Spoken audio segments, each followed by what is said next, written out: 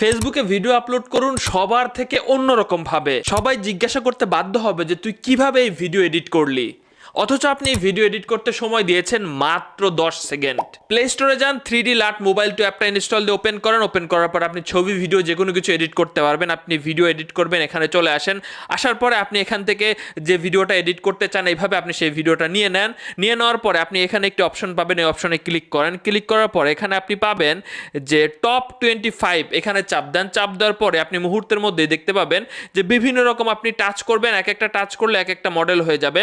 আপনার ভিডিওটা শুটের উপরে ব্যাকগ্রাউন্ড এরিয়া বেশি কভার করবেন, তাহলে কিন্তু এইটা আরো বেশি ভালো হবে। দেখতে পাচ্ছেন কত রকম আপনি করতে চান, অসাধারণ কিন্তু দেখা যাচ্ছে। আপনি 10 সেকেন্ডে এটা করতে পারবেন। আপনি জাস্ট এখানে ডাউনলোড অপশনে ক্লিক করেন, সেভ টু গ্যালারিতে ক্লিক করেন,